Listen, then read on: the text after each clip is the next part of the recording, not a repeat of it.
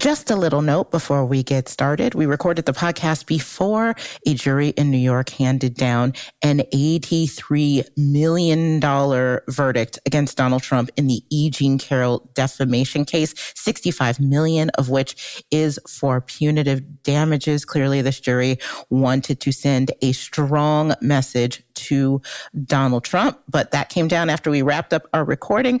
But everything else we said still remains as fresh as the morning dew.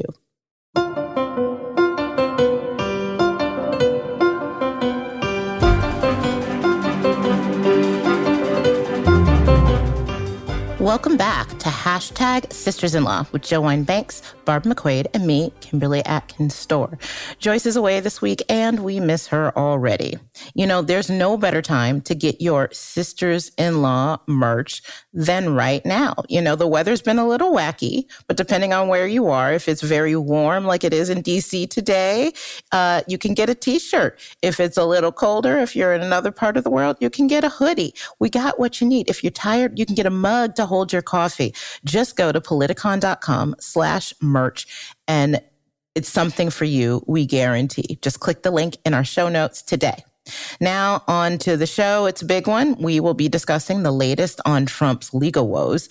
We'll also be talking about Texas's defiance of the U.S. Supreme Court when it comes to border barriers and political discord. We'll be taking on the topics of swatting and deepfakes in political discourse. But before we get to all that, you guys, you know, I saw on Threads the other day, you know how you sort of have the answer back thing. They ask you to post something, and one of them is like, post 5 jobs that you've had. And I was looking through people's jobs that they've had, and I was thinking about the jobs that I've had.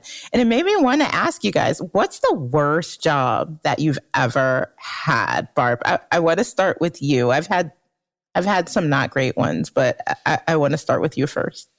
Yeah, I've been thinking about this, Kim, and I'm not sure I've ever had a bad job. I have loved every job I've ever had. I think I've been very fortunate, but even like receptionist and other kinds of things, there are certainly tasks that I haven't loved to do. But even that was a great job because I got to meet interesting people. I wasn't always good at it because someone comes in the door and they say, "Hello, my name is such and such, and I'm here to see so-and-so." And I'd start chatting with them. And then by the time I picked up the phone to tell Mr. So-and-so that Mr. such and such was there, I'd forgotten their name. So I either had to embarrassingly say, "I'm sorry, what was your name again?" Or say, your 2:00 appointment is here, and hope that they don't ask you, "And who is it?" I don't know. I'd be so embarrassing to ask them again. We've been chit-chatting. So I've had jobs I haven't been as good at as others, but I can't really say I've had one that was a bad job. Huh. Well, Jill has had every job, so I'm sure it was tough to try to pick the worst, but Jill, give it a shot. Actually, I'm sort of aligned with Barbara, and every job all of your jobs were good. Pretty good. I tried really thinking about ones that were bad, and I learned something at every job, whether it was that it's a job I didn't want to do for a long time or forever. But to get a really bad job, I had to go back to like high school summer jobs. And one maybe or two were things that I learned I could never do, and that was pay attention to details. So that was something that just wasn't, like recording numbers in a column. That just wasn't for me. But basically, maybe the worst was while I was waiting for my security clearance at Justice, I took a job as a substitute teacher in Montgomery County high schools. And I really was afraid of the kids, and I didn't like the idea of teaching. And I was in a school that had classes divided by intellectual levels, and the ones that were the lowest level would greet you with, "We're the bad kids. We're going to cause you trouble." And they sort of did. So I had to learn that I would teach whatever I knew, not what the teacher wanted me to teach, because I could engage them that way. But yeah, I found something good in all my jobs. Wow. Although timekeeping maybe at a law firm was like a really talk about a detail-oriented thing that I didn't want to do. It was those 6-minute segments. Oh. Yeah, I hated that 6-minute time clock too. That's one of the things I do not miss about practicing law. But my worst job was not being a lawyer. Actually, that job was great in many ways, including the people that I work with, who I'm still friends with. But my worst job easily, it was a high school job. It was a high school job that I had. It was the very first paying job I ever had in my entire life. And I was a grocery store demonstrator. Do you know what I'm talking about? Oh, I love it. I did too. I did. You like served us the samples? Oh my God. Yes. Oh my God. Oh my God. I loved it. Oh my God, I hated it. So for people who have not seen these, you go to a grocery store and you see somebody in the corner, they're either handing out coupons or most often they're handing out little samples of something that is sold in the grocery store and you can try it. Love the free samples. Yes, and then you also give them a coupon and you encourage them to buy. So there are a lot of reasons why I hated this job, but the top one is that especially when I was giving out samples, you had to stand next to wherever the item was. And if it was often a refrigerated item like hot dogs or, yogurt or something. So you had to stand in the refrigerated part of the grocery store, but you also had to wear a uniform. You couldn't put a coat over the uniform. So I would wear like long johns or like sweats under the uniform. So I looked like the Stay Puft Marshmallow Man because it was so cold. Then I had to deal with people coming and like trying to make their lunch out of the samples. And, even when I've been that person. I've been there. Politely ask them not to do that. Or I'd have to get a manager to say, hey, Scram, this is a sample. Don't abuse they would ship us the product beforehand. So I had to lug it in my car and and it paid almost nothing. It was a very thankless job. I don't like being cold. And oh my gosh, I hated that job so much. That sounds pretty rough. It's funny that I've had the same job as Jill Winebanks. I've been a Salvation Army bell ringer. That's a great job. Have you done that? Yes. Oh. I mean, volunteer at holiday time. That's lovely. People are really nice to you. Some don't want to give you money and they kind of avoid eye contact, but that's okay. I'm not aggressive about it, but it restored my faith in humanity. Many people gave. It was lovely. Well, that's great. Yeah, many people took from me. So it was the opposite.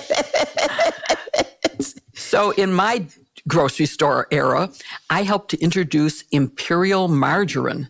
Did you wear a little crown? Of course, in the I actually cut out the Imperial sign and pinned it onto me. So I was, I was always into pins. Yeah. And it was just sort of fun to introduce a whole new product.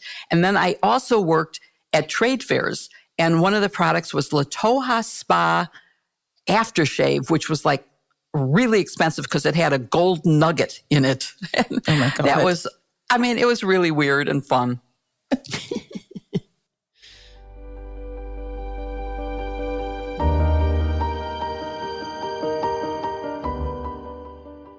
You know what, Jill? I really made the best tacos that I've ever made in my life. Real crowd pleaser. And guess how I did it? I bet I know the answer. And it was HelloFresh, wasn't it? It certainly was. My favorite meal is always whichever was the last one I prepared because they are all fantastic. And this week I had 3 real doozies. I did shepherd's pie, which was so delicious.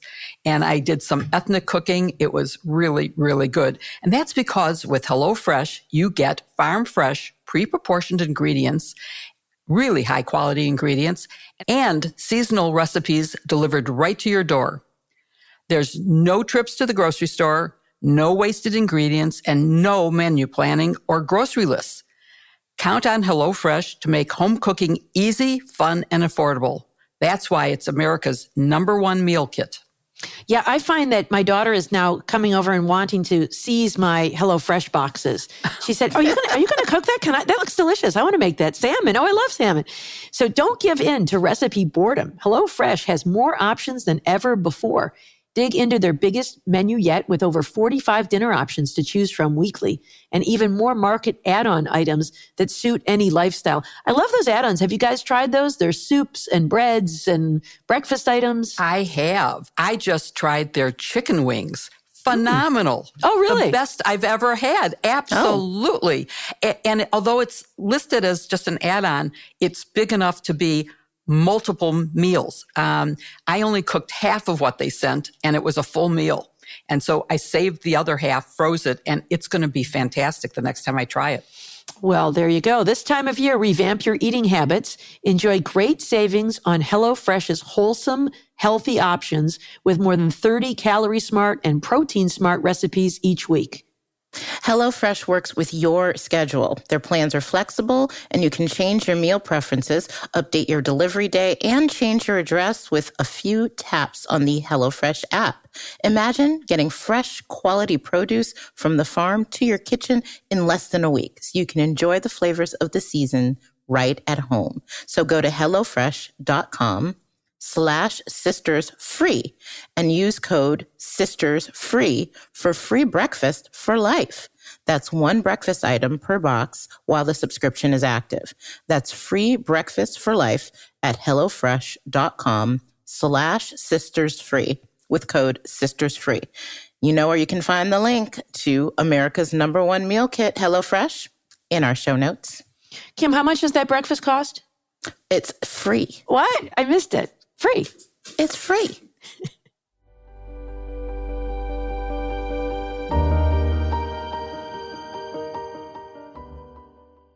So let's begin the podcast with the moment we were all waiting for. Donald Trump taking the stand in his own defense. And it happened in the E. Jean Carroll defamation damages case.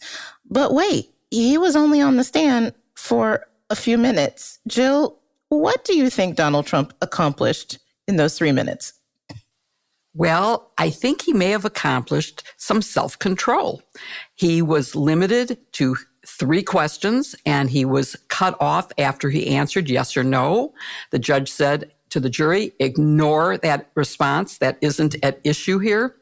And so that was maybe a good thing. The shortness of the questioning, somewhere between 3 and 4 minutes, has been the butt of a number of jokes that I will not repeat here, but I encourage people to go online and find out what those jokes are. And I don't think he accomplished much in terms of changing the outcome of this trial. He tried to say that he believed it was true, what he said, but that's already been determined that it was a lie and that he was guilty of defamation. So I don't know that he accomplished anything at all. I think it was a waste of time. But luckily, it was only 3 minutes. Yeah, you know, it's funny because he has been saying for so long, you just wait till I show you my evidence. Like him and Rudy, right? I would love to take the stand.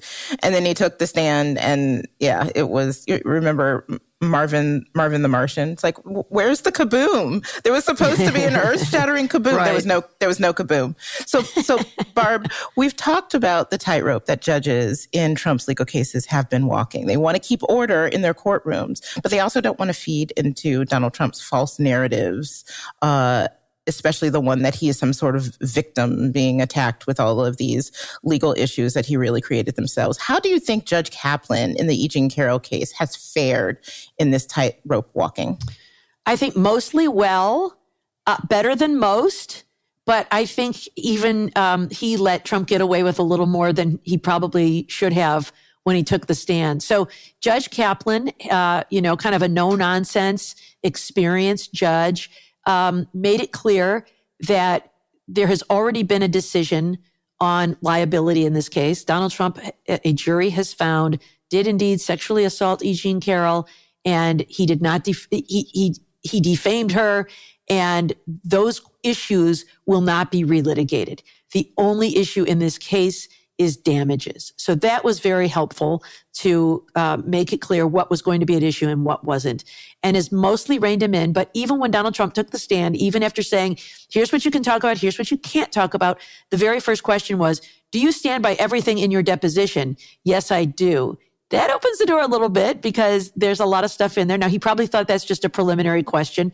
And then Trump jumps in and says things like, or the question is, why did you say what you said?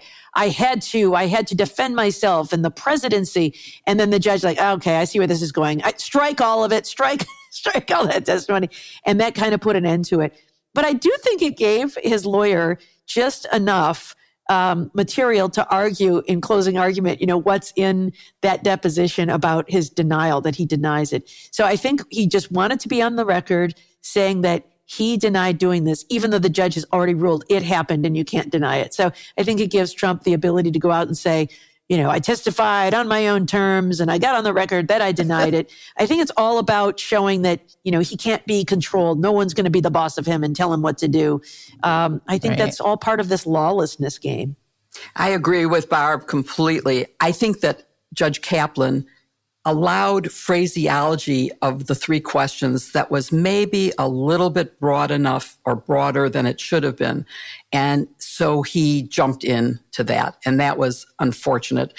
But I don't think it matters. The jury knows that he is guilty as charged, and that it's just a question of what are the damages. We should be careful with our language there, Jill. I know you said you don't like attention to detail, so allow me to correct you, though. It's not guilty, right? Because it's not a criminal case. Right. But he is liable civilly. Thank you very much. Yes. Yep. Yes. And Trump's still going to be Trump. So at one point, he stormed out of the courtroom during closing arguments on the other side like a petulant child and, in front of the jury. And that's the thing, too. Even though Judge Kaplan told him, said, strike the parts that he said that's non-responsive, the jury still hears it, right? We never love that during a trial because, that's very Perry Mason, right? Like it's, Perry Mason will say something shocking and then, the DA says, I object. And he goes, I withdraw the question, and just walks away knowing that the jury heard it anyway, right? Yeah, right. So speaking of the closing arguments, Joe, how do you think they went? I thought it was really interesting for a number of reasons.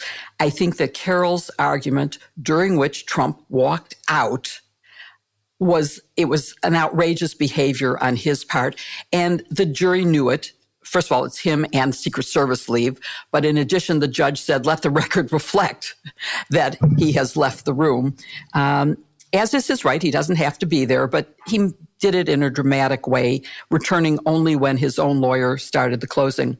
But I think that E. Jean Carroll's lawyers made some very good points and sort of made a dramatic presentation saying, just picture Carroll alone in her apartment and she's getting these horrible letters, and just imagine having been assaulted by the Donald Trump, because at the time he hadn't been elected. It was many years ago. And then getting threats, and she loses her reputation and she's unable to hold a job. And it was a really dramatic, emotional picture, which is what led to the big damages in the Shea Moss and Ruby Freeman case. Right. So I thought that was very good. And Donald Trump, of course, didn't help himself at all. I thought their argument, which included chastising Alina Habba multiple times by the judge because of her exceeding what the proper rules are. And again, I don't know whether that was a Perry Mason dramatic attempt at getting the jury to hear something that was improper, or whether it was just she doesn't know what she's doing in a courtroom. But I thought the slapdowns would hurt the perception of the jury. And I think that there was nothing in it that would show the jury something that would make them like Trump or let them think that he should be not held liable, and not held liable for very big damages. And that was one of the big points in E. Jean Carroll's argument, was how rich he says he is. And that means that in order for you to make him stop doing what he has been doing ever since this trial started, and she pointed out numerous attempts to, numerous times that he had done that, you have to give him many more punitive damages than he has ever had in order to stop him. And he, for someone who has $10 billion, according to his own testimony, that's going to take a lot of money to make a dent. So I thought the argument of E. Jean Carroll's lawyers was very good, and that Alina Habba's was not effective. The jury, it's been announced that if they hadn't reached a verdict by 4:30 Eastern time, that they would be sent home for the night. And when I look back at how fast Ruby Freeman and Shay Moss's verdict was, it could be before they go home. And we'll have to wait and see. And maybe it'll happen before we end this podcast. If not, then we'll know it all right after it happens. And speaking of people who like to play the victim card, this week, Trump's former White House advisor, Peter Navarro, was sentenced to 4 months in prison, I believe also fined several $1,000s on Thursday, for criminal contempt of Congress. Barb, what do you think of this sentence that Navarro got for refusing to cooperate with the House Special Committee on January 6th? Yeah, so he got 4 months in prison, and I guess it's pretty good. You know, the maximum in this case is 12 months. So it's less than half, though. It is the same sentence that Steve Bannon got. So, you know, when you are a judge imposing sentence, you have to think about a lot of things. I want to deter this person from committing this crime again in the future. So maybe some jail time is necessary. I want to deter other people from flouting subpoenas from Congress and know that, oh, if you don't show up, you might go to prison for 4 months. It's there for to promote respect for the rule of law. And there's also an idea that you want to be relatively uniform. So people who commit the crime in similar ways should get similar sentences. So I think 4 months, in light of the fact that Bannon got 4 months, was probably about right. But I don't know, when you think that it goes up to 12 months and how serious this matter was and how blatant their disregard for it was, I thought it was a little soft for me personally. I wouldn't mind seeing more. I think the thing that's most offensive to me is that Steve Bannon has not yet begun serving his sentence while his case is on appeal. That is not the normal course. Most defendants, when they have an appeal, they go and begin serving their sentence anyway. I suppose in this case, the judge thought it's kind of a novel issue that could be reversed on appeal. And by the time the case gets decided, 4 months will have come and gone. And I don't want the person to have to serve in prison if it turns out their conviction gets reversed on appeal. But, you know, guess what? Many defendants see that happen to them every day. They don't get this kind of treatment that Steve Bannon's getting. Yep, special treatment. Joe, what do you think? Do you think the sentence is going to be a deterrent for people who, in Trump world or elsewhere, who have been treating congressional subpoenas like they're optional? I would say for people in the Trump world, there's no stopping them. They will do whatever they think will help him. So I don't know. In terms of fairness, Barb is right in terms of it being proportional to a similar sentence for Bannon. The federal prosecutors only asked for 6 months, so 4 is not that far off. But they did ask for a $200,000 fine, and he was only fined $9,500. So I'm a little disappointed in that, because I often think that in cases like white-collar offenses and for MAGA people, that the financial penalty might be more effective. But honestly, think about people who are not hardened criminals. Going to jail for even 3 or 4 months is a real penalty. So I think it's not a bad outcome.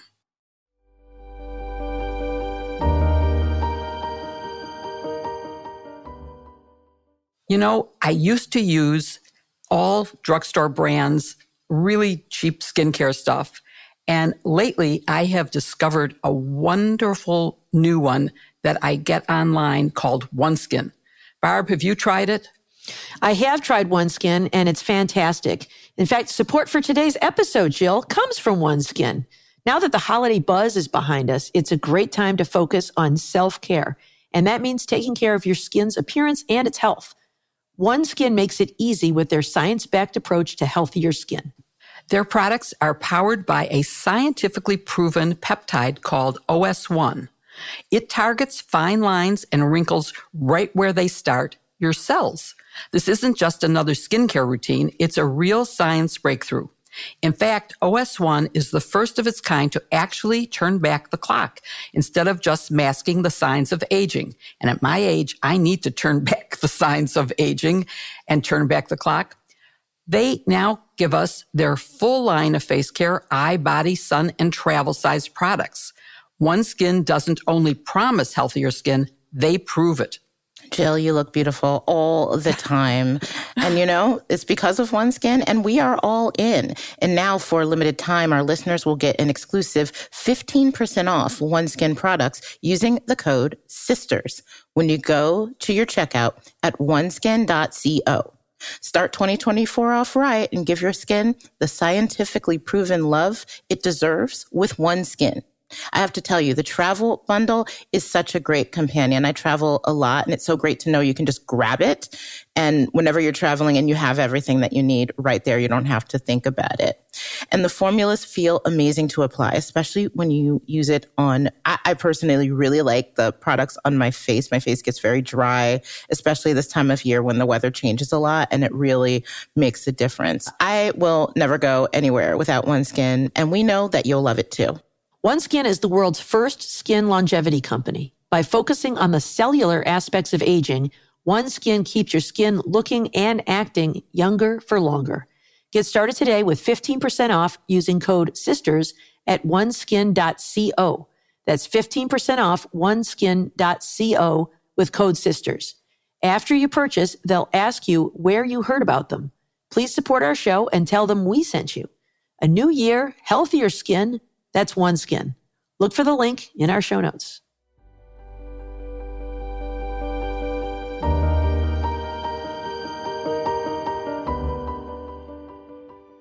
So it's usually Kim who we have to talk off the ledge. This week, it's maybe me.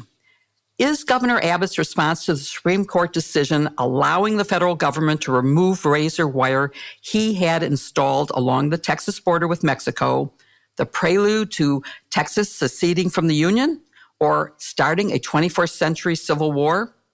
And what are the consequences of Representative Chip Roy advising Abbott to ignore the Supreme Court's ruling and to tell them to go to hell? I can't believe that I'm actually asking these questions, and maybe we need to have just a very quick overview of how we got there. But first, Abbott put up a barrier in the river, and then he was ordered to take that away. So then he put the razor wire along his own land border, and he prevented any federal officials from going there to remove it when it is already been conceded in some ways by the federal government that they have superiority in terms of immigration and border control. So that's how we got here. So Kim, am I overreacting when he writes a statement that says what it said? And, do they have the powers that he said he was going to ignore SCOTUS, and he's asking other states to join him, including states that aren't even border states? Yeah. So the legal term I would use for this is bananas, the position that Texas is taking here. I mean, it really, I suppose if the state secedes, they could become their own sovereign and take care of themselves and give up all the protections that the federal government gives them and benefits. But until then, the answer is no, you cannot. I mean, we have talked about this so many times before. One of the simplest concepts in the Constitution to grasp is federalism. And it's that the federal government is in charge of certain areas, and states cannot come in and write rules that are contrary to those federal rules. You just can't. The federal rules and laws reign supreme over state rules and laws. Texas cannot act like its own country when it wants to, and then, accept the protection of federalism on the other hand. So no, this is just bonkers. I think they know good and well in the end of this, they're going to lose legally. But in the meantime, they are just politicizing this. And that's really horrible. As we mentioned before, people have died from that horrific razor wire. The fact that they are digging in this much and defying the highest court in the land as if they have the ability to do that is absolutely bananas. So, Kim, you are completely correct. And when it comes to immigration and foreign relations, it has always been accepted that our relations with other nations are handled at the federal level. The president has the power to receive ambassadors, etc. And so stopping at the border is where we have to go. And Barb, Abbott claims a constitutional right to do what he is claiming under Article 1 and Article 4, Section 4. Is he correct? Man, he is so incorrect. As Kim said, I don't think this is even in good faith. This is an effort to wave around the Constitution and say, I am upholding the Constitution, and what President Biden is doing is unconstitutional. And if anybody would actually read the language of the Constitution, they would see what a bunch of hogwash this is. The provisions that he cites says that the federal government should protect states from invasion. And it says that if a state gets permission from Congress, then it may engage in war to protect its borders, but it may not do so without permission of Congress. So no permission has been received by Texas to put up razor wire or do anything they're doing. And also this idea of thinking of migrants as invaders, as invasion. Right. Invasion means a military conflict that a state has Pearl sent. Harbor. It's military. It's soldiers. It's sailors onto your shores. Yes. That's not what this is. This is a humanitarian crisis. There are people coming in, and I'm sure they need help, and we need a real solution on our border. But the idea that this is an invasion it's not only incorrect. There is a former government official at the Department of Homeland Security who says, this is the language of white supremacy to talk about, refugees and migrants as part of an invasion. The idea that we would engage in military exercises to suppress this is really contrary to the way we think of immigration. And so this is a political stunt, but it's such a dangerous political stunt because it really causes people to be confused. It is a form of disinformation by leading people to believe that it is the president that is in violation of the Constitution, especially when the Supreme Court has already held that it is the president's prerogative to decide how to enforce immigration law. It is not the state. So they lost in court, and it's their job to obey the orders of the Supreme Court. So let me just say that you've raised an interesting issue, and I think people don't know the language. So I'm going to put in our show notes the language of both Article 1 and Article 4 so that people can see for themselves. And there is an additional factual thing where specifically in terms of what they can't do without congressional okay is enter into an agreement or compact with another state. And this idea that other states are going to join in his efforts is really terrifying to me. He's talking about civil war. That's basically what he's intimating. It's I say goodbye and farewell. But in addition to his constitutional claims, Abbott claims a factual basis, which is that President Trump has refused to enforce those laws and has even violated them. The result is, according to Abbott, that Biden has smashed records for illegal immigration. Kim, tell us what the facts really are, since those are not correct. Yeah, that's a lot of malarkey, to use the president's words. That isn't the case. If I think a lot of people would be surprised to see that actually the most deportations that have happened have been under Democratic administrations. That's in part because the last Republican administration was during the pandemic when it was a lot more difficult. But despite all of Donald Trump's big talk about being tough on immigration and bringing in all these new policies, actually it's Obama and Biden. They used to call Obama the deporter in chief, and Biden as well have in their policies really been robust when it comes to removal proceedings for people who do not have authorization to be here. Now, of course, there are in excess of 11 million people who are not authorized to be in the United States. You can't get rid of them all. Also, there has been a very difficult time. The problem with the border is due largely to Congress and congressional inaction. Again, as we record this, there was a stopgap border deal that was reached in theory, bipartisan. And Donald Trump said, no, I want to run against Joe Biden on the issue of immigration. And so now Republicans in Congress are like, yeah, no, we don't want that deal anymore. Trump told us not to do it so that we can blame Biden. I mean, really? This is Joe Biden doing this, Governor Abbott is absolute nonsense. Again, it's a very cynical, politically driven, and cruel approach to this, and it is totally factually incorrect. It is absolutely correct to say that Trump had worse numbers than Biden does. And as to your last point, I'm sure we all have heard Senator Romney's comments saying that it was shameful that Trump would try to kill this bipartisan bill. But Barbara, let me go back to you because you mentioned that the Supreme Court had already ruled. And, since 1803, in a famous case, Marbury versus Madison, the Supreme Court got supreme authority to decide these kinds of issues. So how does anything give Abbott the power to take on border control and ignore the Supreme Court? Is there anything? He really doesn't have authority. The closest parallel I can think of, Jill, is during the civil rights struggle of the 1960s, when the Supreme Court ruled that schools should be desegregated following Brown versus the Board of Education. And there were leaders, governors in Alabama and other states in the South. I can say that because Joyce isn't here. Other states in the South where, governors stood in the schoolhouse doorway and said, we will not allow integration in our schools. And so, the presidents sent down the National Guard to escort these kids to school, to enforce the law.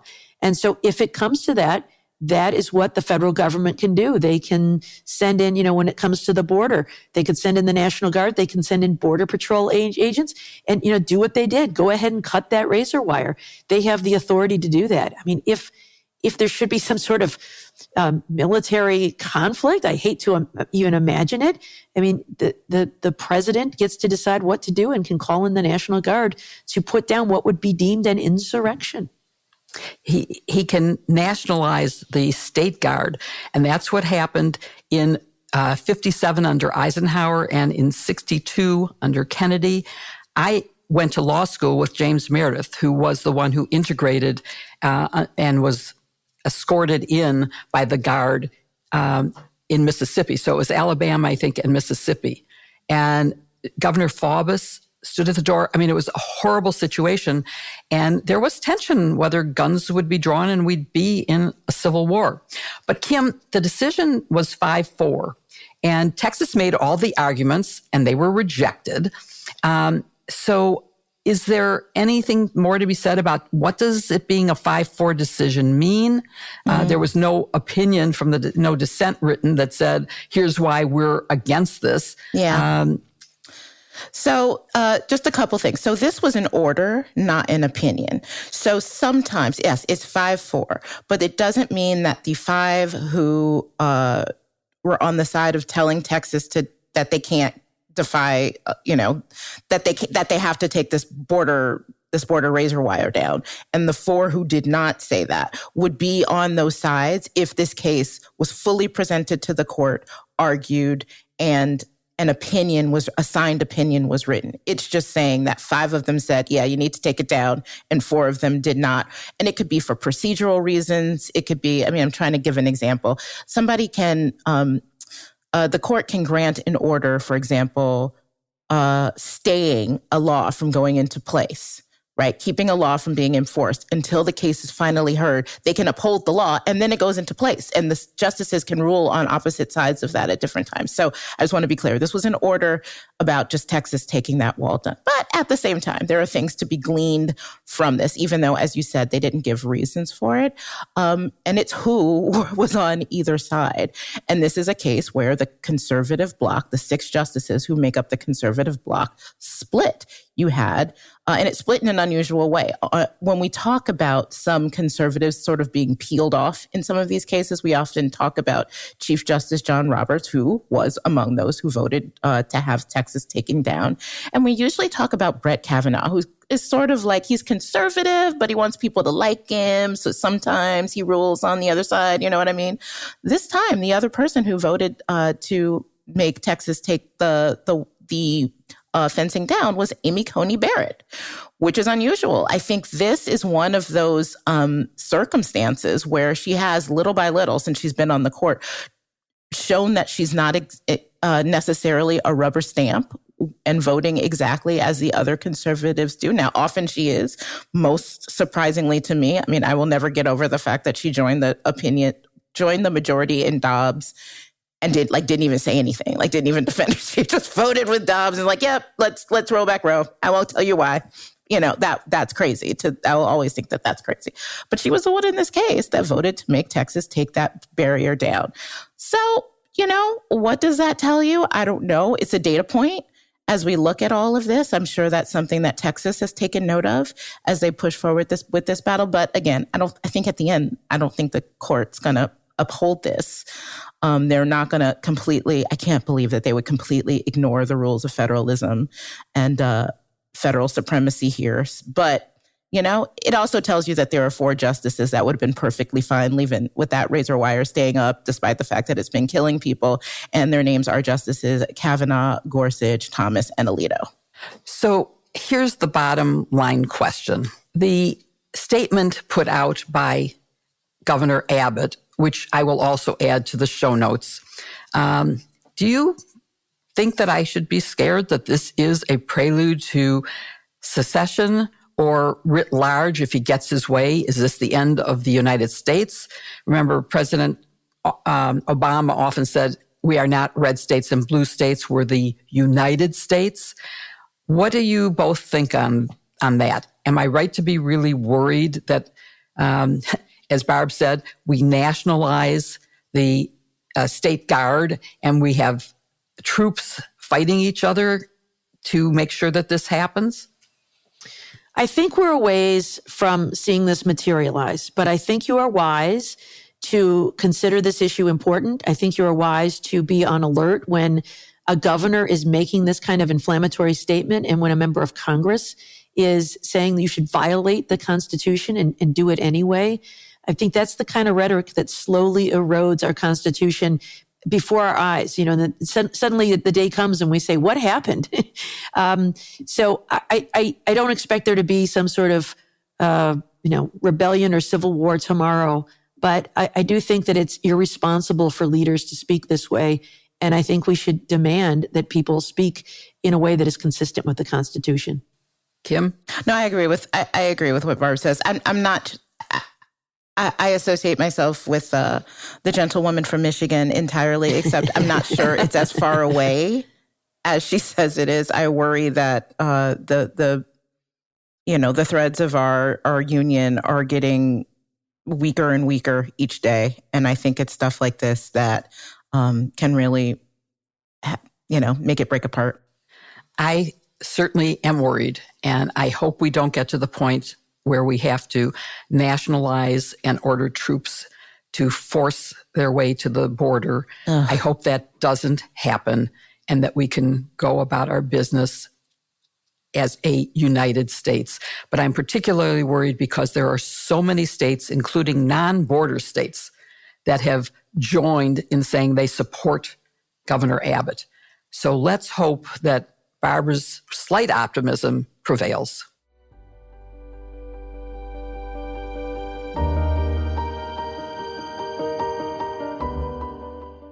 Jill, I know the environment is so important to you, isn't it? It really is. And every time I see a plastic bag going out of a grocery store, which I don't in Evanston because we've barred them and you have to pay for even a paper bag. But that's how we make a difference individually. And what if all people, everyone, you and me and everyone else, could change the world with the push of a button? Well, meet Lomi. It's the world's first kitchen appliance designed to turn your home into a climate solution by transforming your food scraps into nutrient-rich plant food. Lomi has changed the way you deal with your food waste. It is a truly big innovation in the modern-day kitchen. It's a smart and simple solution to turn food scraps into plant food in just 4 hours. Lomi transforms plant waste as well into nutrient-rich plant food at the push of a button. I totally have changed the way that I cook right now. Like when I chop up a vegetable and I have, the shavings from the carrots or other little bits of scraps, I immediately put them in the Lomi. I don't even think about putting them in the trash. It makes me feel really good about the way that I cook. And with Lomi, you'll cut down on the time spent taking out the trash and eliminate bugs and bad odors in your kitchen. And if that's not enough, there's a bonus. You get to feed your lawn and garden with all the natural fertilizer that you've created out of your food scraps. We definitely do that. It's really nice just tossing it out back. And really, one of my least favorite chores is taking out the trash, and doing that less is fantastic. And our outdoor plants are looking great. And your kitchen will look great too, and so will your lawn, thanks to Lomi's modern and sleek design and how well it works. We love knowing that we're doing our part for the planet.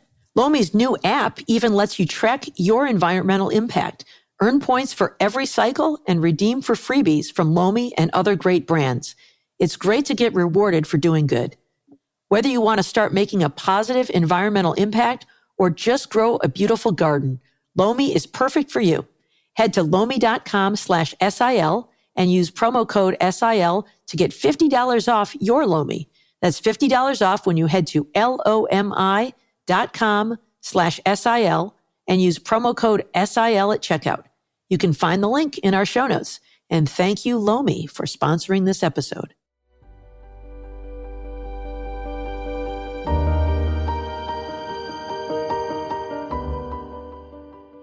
Well, disinformation and its effect on democracy is in the news again. You know, I am writing this book on disinformation, so I've always got my eye on these things. But there are a couple big stories about this. And first, Kim, you wrote in your column for the Boston Globe this week about AI and deepfakes, which is the use of technology to make it appear that a prominent person said or did something they didn't do, such as you talk about fake robocalls, making it sound like President Biden was telling voters in New Hampshire to stay home and not cast votes.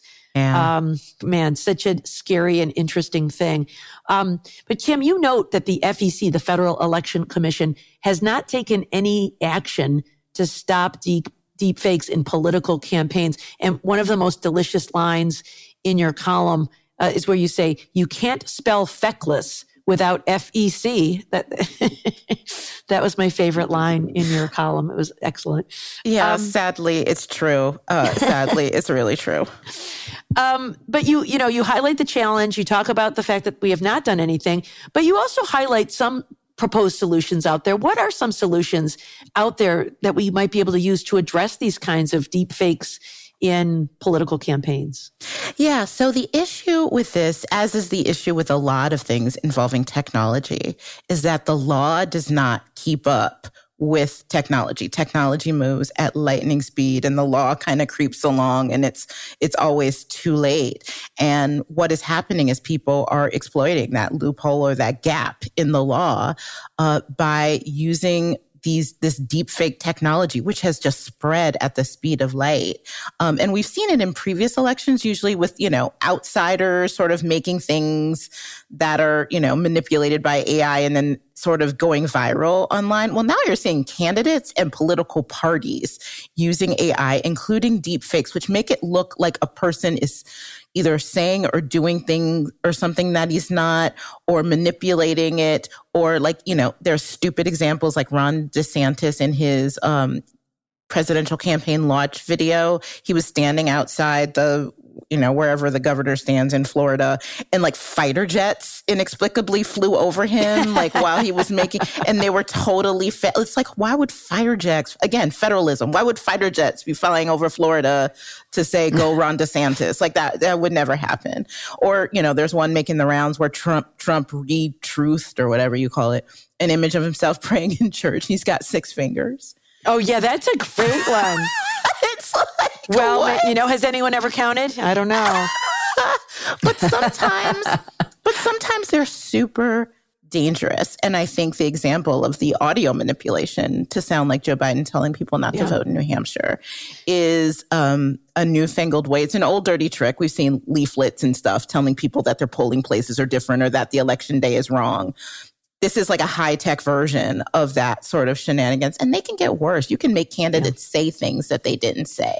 And even worse, Donald Trump is now, when he says something out loud, like when he confused Nikki Haley for Nancy Pelosi, he's like, oh no, that's AI. I didn't really say that. That's an AI. He's like blaming this as if, everything's being manipulated. And at a time where people need to understand what is real and what is not, and where misinformation and disinformation is as dangerous as you pointed out, Barb, this is a big problem. So one thing that states have been passing laws that give people a civil cause of action if they don't disclose that something in a campaign ad is manipulated digitally. So it's a disclosure law, just like when you see political ads and you say, I'm Kimberly Atkins Stohr and I approved of this message. It's sort of that same kind of concept. And those laws can be effective because they are likely to pass and withstand a constitutional challenge. The problem with banning AI or other stronger laws or criminalizing its use is that the First Amendment has really strong protections of things, including satire, including false statements. So I'm not sure, and lawmakers trying to figure this out aren't sure that any of those laws would withstand that challenge. So one thing that I looked at is, remember that charge we talked about that Donald Trump is facing, the one from the Reconstruction era, interference with people's right to engage in a constitutionally protected right, meaning the right to vote, with his attack on trying to stop the certification of the election. I remember. There has been at least one successful prosecution of someone who spread disinformation in the 2016 election of being convicted under that. So I think that's something that prosecutors should really look into in the meantime while we wait for the law to catch up, in trying to discourage and deter this kind of behavior. Yeah, that's a really interesting theory, right? Rather than ban it outright, you could say it's a crime because you're interfering with voting rights. Yes. To try to fool people this way. Well, Jill, let me ask you, Kim raises this First Amendment issue, that there is an argument that any regulation of deepfakes that would ban deepfakes, even in political campaigns, would violate the First Amendment. Do you think that's a legitimate position, or is there a way, there's reasonable restrictions are permissible as long as they're narrowly tailored to achieve a compelling governmental interest. Do you think there's some way to comply with the First Amendment and still ban these deepfakes? Barb, the First Amendment argument is not frivolous. It's certainly not as bananas as what Governor Abbott is arguing. But I think there are solutions. And of course, Kim brilliantly laid them out in her piece and pretty much in her answer as well. But there are ways to say things are not within the First Amendment. We already know that you cannot defame someone. That's our first topic under the E. Jean Carroll case. So if you're doing something that defames someone, there's also a crime of putting someone in a false light. And so if you portray someone doing something horrible, that might fall within that. And there might be a way to punish the person for doing that. And I think that states and the federal government are going to have to be very creative in how they deal with this and how they leave the First Amendment, which I strongly believe in, intact, but prevent the fraud on the voters and on misinformation being portrayed in a way that makes it really hard to tell what is true and what is fiction.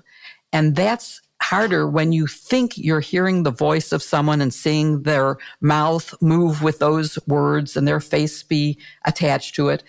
I think that the law has to be carefully done, and that we're, in the meantime, going to have to rely on, as Kim said, this criminal Ku Klux Klan Act to punish people, and on defamation or false light cases. We also have to look at who's going to be liable for these deep fakes. Is it going to be the platform? I mean, we have Section 230 that says it's not the platform. Yeah. We also have, the right of publicity and the right of privacy that could be enforced through civil lawsuits. But I think we may also have to rely on the development of deep fake detection tools, which is one of the problems. Is you see something, and I bet we've all been fooled by watching something thinking it was real and then finding out that it was a total fake. This is beyond fair use, so that it's not just satire. It's something that's very different than satire. It's not intended to be funny. It's intended to deceive. And I think that's where we're going to have to come to some understanding and make sure that it doesn't continue.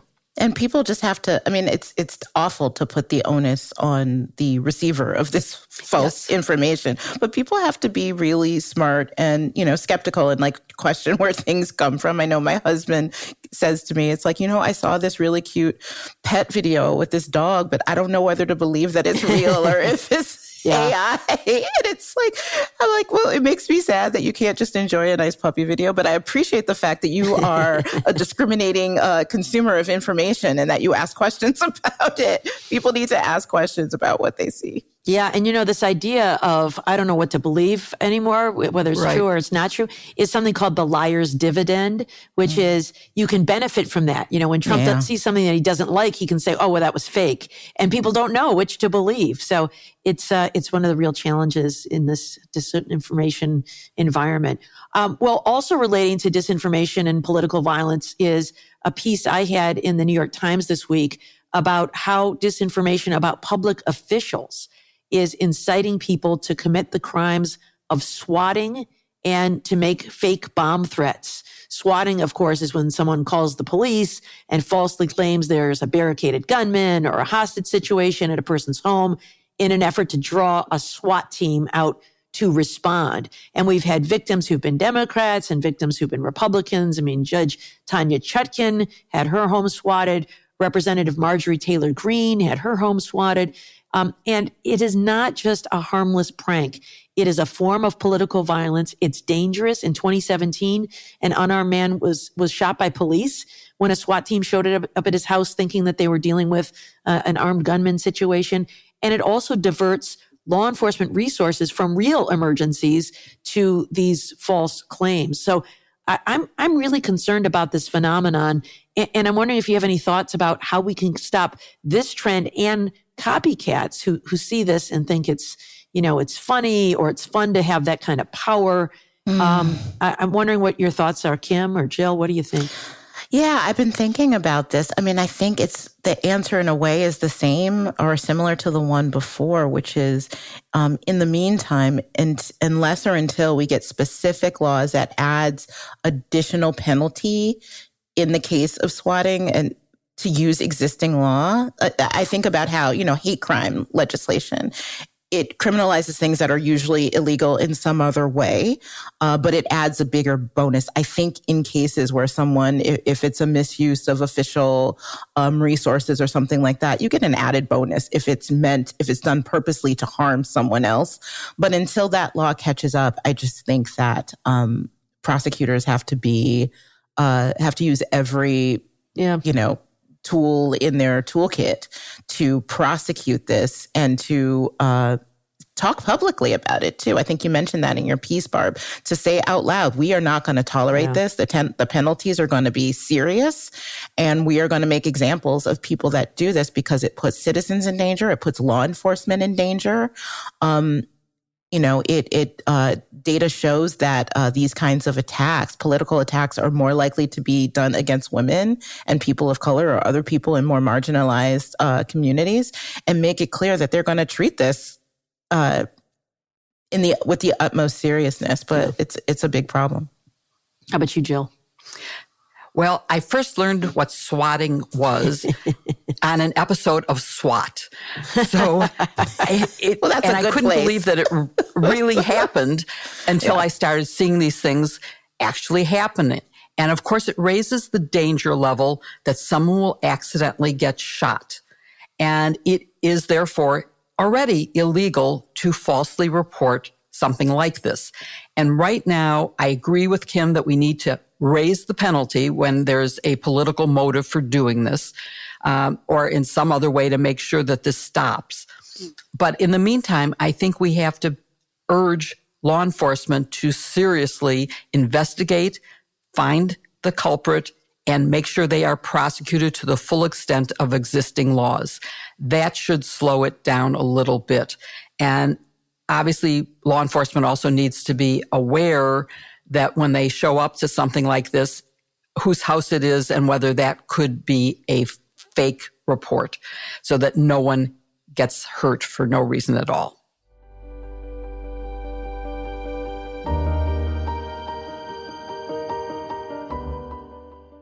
Kim, this time of year, my face, my lips, every bit of my skin are starting to feel like sandpaper. What do I do? A full spectrum skincare routine is just what you need, Barb, because it's the secret to looking and feeling good. And that's why we want to tell you about Osea, especially their Undaria algae body butter. It can help you have healthier, glowing skin all year long. Osea's clean, vegan, and sustainable body care is our go-to and our new year self-care regimen. And we know you'll love it too. Their body butter, first of all, I have to just... I can't even describe how good it smells. It smells really good. I actually have to keep Snickers away from me because she thinks it's food and she will try to lick it off the minute that I put it on. But so I put it on and then like immediately put on socks or something so that she can't get to me. But it's really, really great. And it's made with ceramides and Undaria seaweed, which are normally reserved for the face. But when you use it, you'll transform your dry, crepey skin to smooth, soft, and supple skin in no time. It's definitely not your typical body butter. I agree with you, but I want to add the new thing that I just tried, which is their Collagen Dream Night Cream. And it is amazing, especially right now in the winter where we've had below zero. It feels so good to soak up on your skin. But you're right, the Undaria algae body butter keeps my skin hydrated, and I love how silky it makes my skin feel, even when the heater's blasting, as we need right now in Chicago. It takes the shower experience to the next level, too. When you use it after you dry off, but leave yourself a little wet so that it really absorbs, it feels like being transported to the beach for a luxury massage. Osea has been making seaweed-infused products that are safe for your skin and the planet for over 27 years. Everything is clean, vegan, cruelty-free, and climate-neutral certified. With Osea, you never have to choose between your values and your best skin. Start the new year fresh with clean, vegan skincare and body care from Osea. And right now, we have a special discount just for our listeners. Get 10% off your first order site-wide with code SISTERS at OseaMalibu.com. You'll get free samples with every order and free shipping on orders over $60. Head to OseaMalibu.com and use code SISTERS for 10% off. And remember, you can also find the link to your perfect glow in the show notes.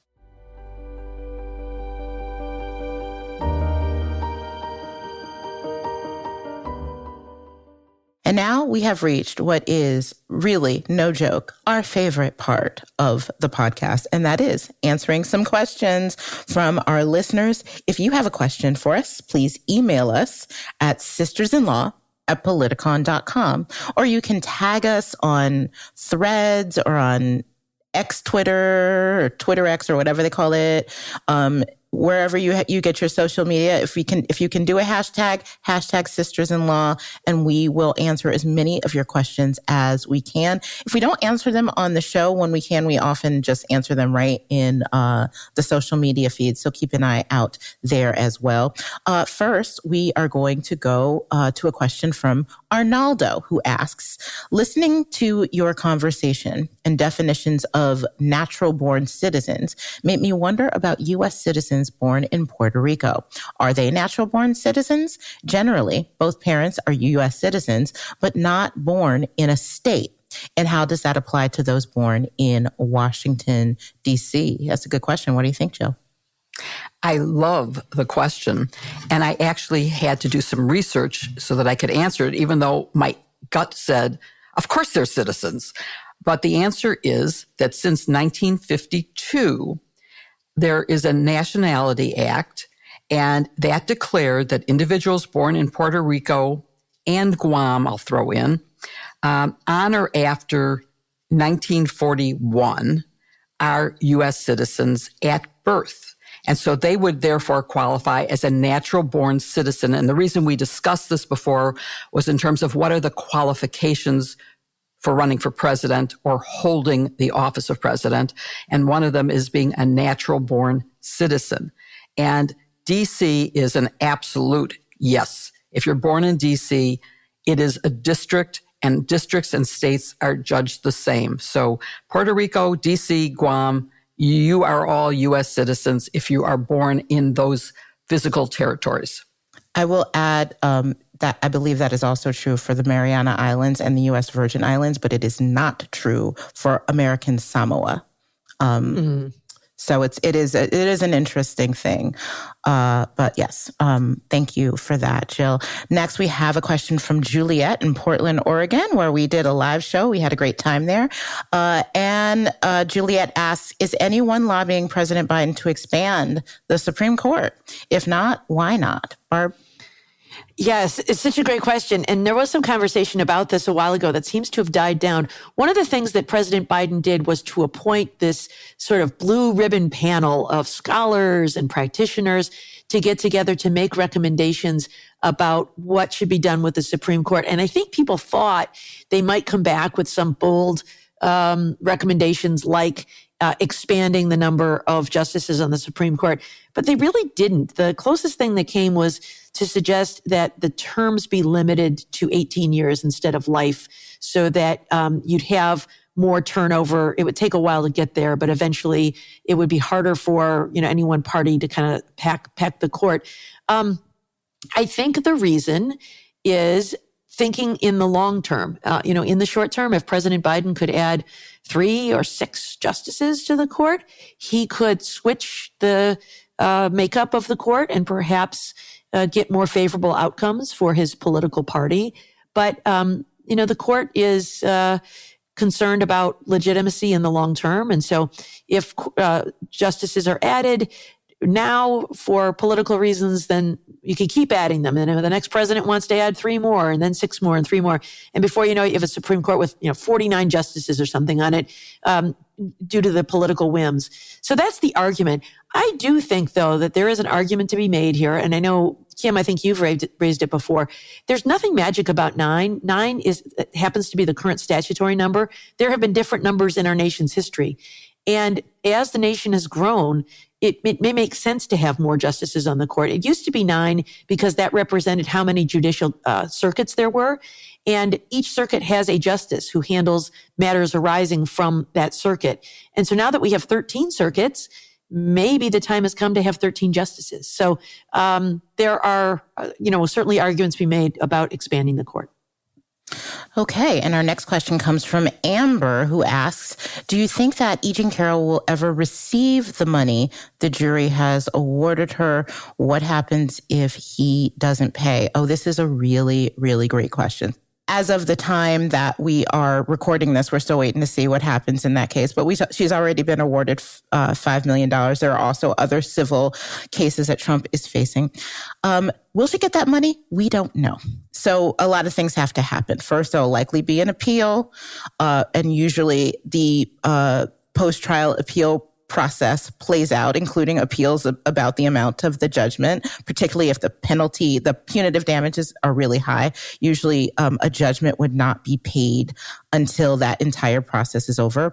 Also, there's this thing that Donald Trump loves to do, which is file bankruptcy. Now, in the event that he files bankruptcy, most civil judgment, sadly, can be discharged in bankruptcy, except for a certain category that includes fraud.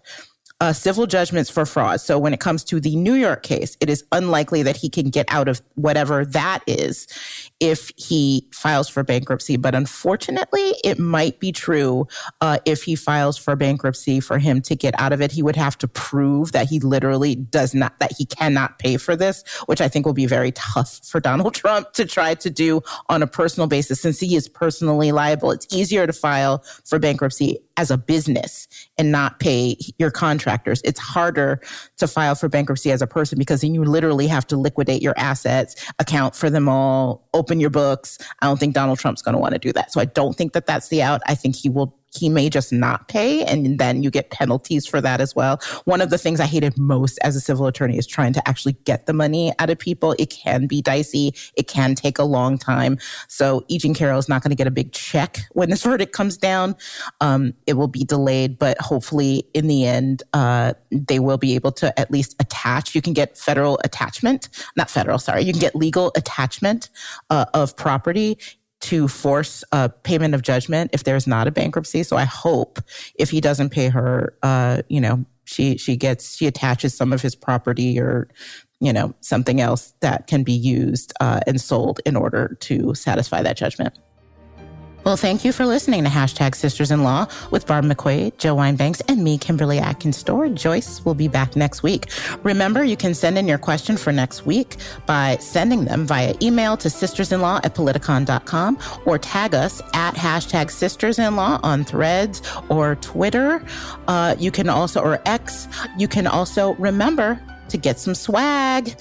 We have great sisters-in-law mugs, t-shirts, hoodies, and more. Just go to politicon.com/merch. There's also a link in our show notes.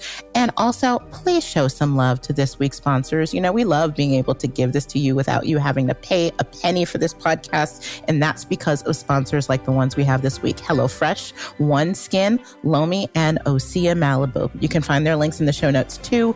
Please support them because they support us. And please follow #Sisters-in-Law on Apple Podcasts or wherever you listen. Give us a 5-star review because you know what? It doesn't just make us feel good. It helps other people find the podcast. So it's like your way of recommending it to other people. See you next week with another episode. #Sisters-in-Law. So, yeah. And just to make it clear, immigration and foreign relations, which would include our relations. Oh my God. Are you okay? My microphone just fell off. Oh. No, my microphone just fell off. Oh. Rather than trying to get it back on, I think that was so. The conversation was so hot. Oh my and God! Jill. What? Jill literally dropped the mic.